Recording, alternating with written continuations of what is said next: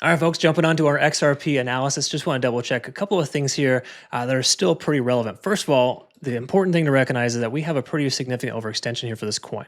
So in other words, we're hitting a 9+2 on TD sequential, letting us know that we're due to correct ourselves or bottom out soon. We're also in that nice little support range of $2 to 190. We've previously established that as the previous bottom essentially for this coin. When I say previous, it's more local, of course, but generally speaking, this downtrend seems to be wanting to bottom out in the low $2. So there's some positive there. Now, when we take a look here at the overall back-end data here, let's quickly double check some important stuff and just kind of recognize that open interest isn't super telling right now for any kind of support in the current range. It's how it works. Open interest does take time to develop. So generally speaking, we do see 204, which is consistent with our macro support at 203, as that potential resistance for us. So we may actually go down a bit lower here based on that metric, but we don't trade open interest alone, but it's a really good indicator to let us kind of know roughly where we're at in the overall sense of local resistances or just levels that are commonly retested. We're probably likely to see 204 in the next 24 to 48 hours. So I think we are due to continue higher. It's just going to require Bitcoin to stop pulling back and to hit its its $85,000 support on the daily close. That's kind of what we're looking for today, is a daily close of 84.5 or higher. 84.5 to 85K. Now you're probably scratching your head. You're like, wait a minute, I came here for an XRP analysis. Why are you telling me about Bitcoin? Well, in case you didn't notice, Bitcoin is kind of the catalyst there. It's absolutely the top dog, and it always calls the shots. So the key is to ensure that you understand how the coins are performing versus that coin itself. So Bitcoin and XRP, do you see any major differences here? Not really. No, they look pretty much the same. So that doesn't give me a lot of confidence I want to take a long at XRP, even though we're right here at $2 support. Okay. Now, I'm sure a lot of XRP enthusiasts are going to probably be pretty pissed about that, but that's just kind of how it goes. I'm not going to try to tell you to do something. I mean, I don't generally ever tell you to do anything, but I can tell you, I'm not going to recommend a trade to the upside here with any confidence whatsoever at $2 just because it's a macro psychological support. There's more to it that goes into it, right? And we can see here, 199, 197. These are kind of some areas of support, but more specifically, likely the next target for the whales. Okay? They're going to continue to push the price action down to sweep those late longs, and then they'll reverse it as if it never happened. So I'd be much more interested in a position between 190 and $2 than I would right now at 2 to 210. Right, so it's kind of just the concept there. Anyways, daily time frame, there's no sugarcoating here, of course. I'm always going to shoot you straight. Everything looks bearish right now. There's no lying about the charts. They just look terrible, okay? There's no hidden convergences or hidden indicator, one indicator to rule them all. 99% will win or lose. There's none of that crap here. It's just a bad chart. Everything is falling flat with Bitcoin, and it's just kind of we're on the edge of disaster here for a lot of coins.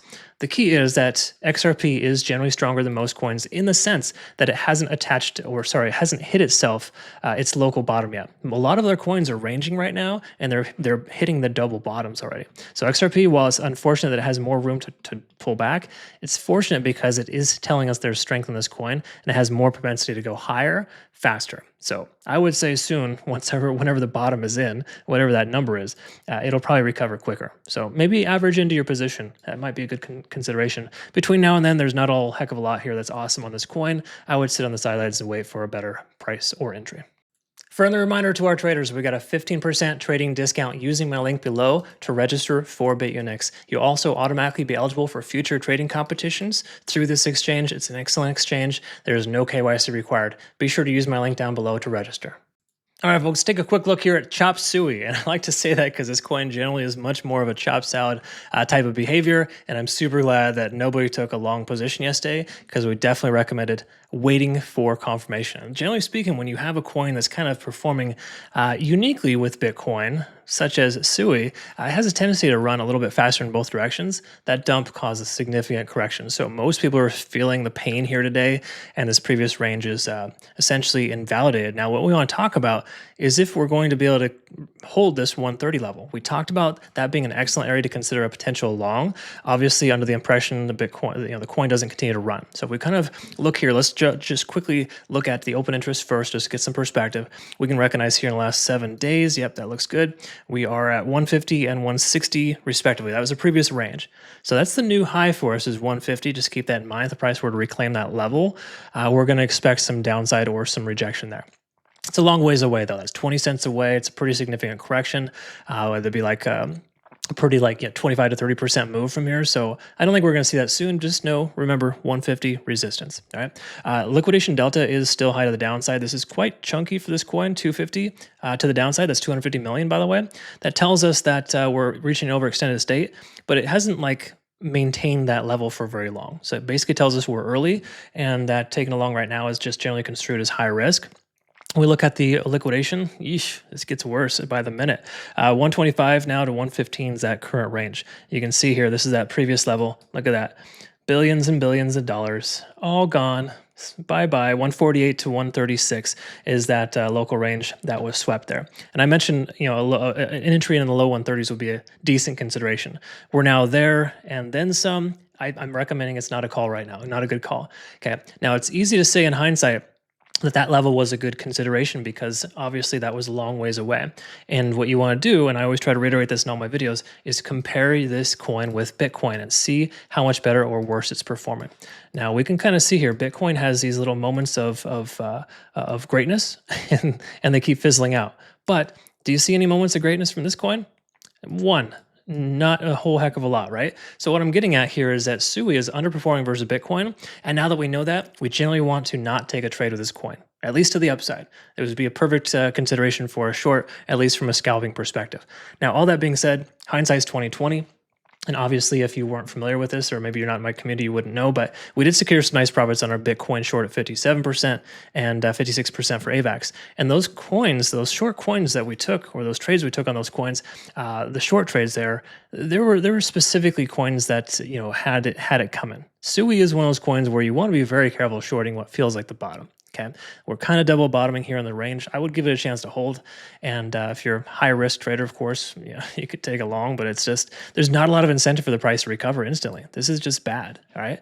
So I would just wait on the sidelines. You're better off not trading instead of throwing money away. Why don't you do this? Try this instead. You could, take a dollar bill, put it in the toilet and flush it down the toilet to see how it feels.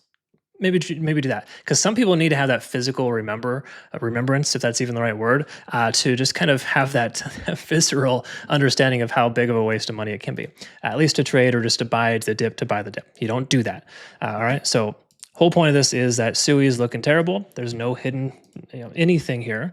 And I kind of joke about hidden divergences because you're going to see a lot of thumbnails probably today saying the hidden indicator, or 99% will lose, and all this total garbage, right? Because these are people that are just kind of shooting in the dark. They're trying to get your money. Not to say that I'm not interested in, helping people. Of course, I charge a fee for my membership, but it's still one of those things you got to make sure you be mindful of. Anyways, last but not least here, I forgot to mention this. Because I'm trying a new format here today, we can see, dump tubber sale was pretty effective. We had 50 slots available. I'm doing a 25 days of Christmas this year, and we're gonna have 25 slots available. So just heads up, that does include the permitted access as well. So if you missed out on that boat from before, I apologize, but you got your opportunity now. I'll post all that information in the comments below. Of course, that'll be on our Discord and Telegram. So feel free to reach out if you have any questions. But for right now, I would pump the brakes on SUI, see if this level 130 holds, and potentially wait for once more this descending trend to be broken, because time and time again we're proven to be just consistently in this downtrend. Until that changes, folks, we're in a bearish market for these altcoins. Altcoins or alt seasons are semi-canceled for the moment. All right, folks, that's all we got. What are your thoughts? Comment below. Quick heads up to our traders. We got a 15% discount on trading fees if you use my link to register through Bitunix. Links down below in the description. All right, folks, take a quick look here at Chainlink and kind of see what's going on. This is our third in this series here. Comment below if you like this format, right? I took a vote yesterday. A lot of people really wanted to have separate videos for altcoins specifically, so I kind of did a compromise. I got Bitcoin, Ethereum, and Solana as our primary, and then our secondary here is XRP, SUI, and Chainlink. So take a look on the right-hand side. Wow, there's not a whole heck of a lot here from open interest, letting us know locally we have any support. $13 is that resistance, just to clarify, that's just that local low. That should be retested as a new high if we see the price recover to that level. All that said, $250 million in liquidation short delta, letting us know that we're pretty significantly bearish in this coin. Obviously, no surprise. We kind of know that seems redundant, but this is kind of closer to its largest point. So if we start to see that plateau for a couple of days here, then that's when you generally want to consider trading, because then liquidation starts to pile up to the upside. There are going to be late shorts that need to be swept. For right now, there's not a lot. right? There's mostly just people trying to take longs and they keep getting hit to the downside. It's not the way to trade, folks. You do not take longs in the blind here and just keep hoping for the best. Because if your goal is to post your results on social media as to how great you think you are of a trader because you got 5 wrong tries and your one try looks good and you got 100x leverage, that's a whole nother psychological ball game right there. In other words, there's so many problems with that. It's not even funny. Sorry, I'm laughing. I know it's just interesting. Anyways, what I mean by this here is when we look at the side-by-side comparison, Chainlink is not performing better than anything else right now. Right? There's no real outliers. We've already kind of looked at how terrible the market is. Most coins are down, at an average of 8 to 20%. So it's not really a good consideration to take along just because. So I just want to urge you to be careful. I don't care if the price is like 2x tomorrow. If Chainlink goes to $20 tomorrow, it's still the right call to not take along right now. That's the concept. But what we want to identify is these key levels, if there are any, and just kind of understand the macro structure. So let's start with a daily time frame. So it's actually the 3-day time frame. We can see previous 3-day closure was $11, right around 11.20.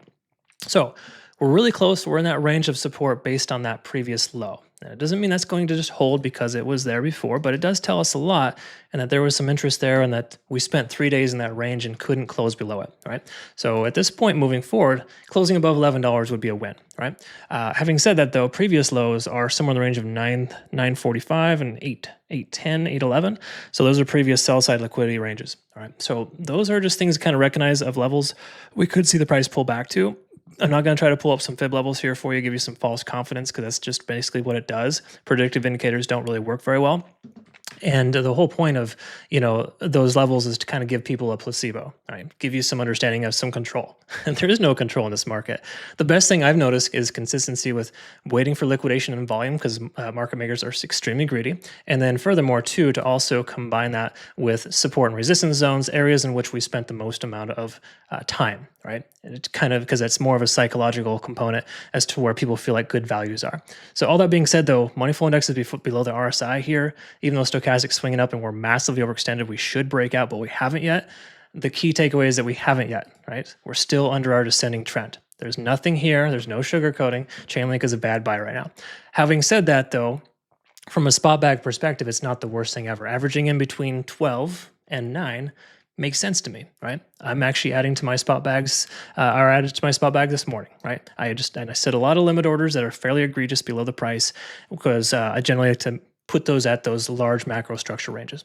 So that's kind of where we're at there for Chainlink. There's nothing hidden or amazing on the 4-hour time frame either here.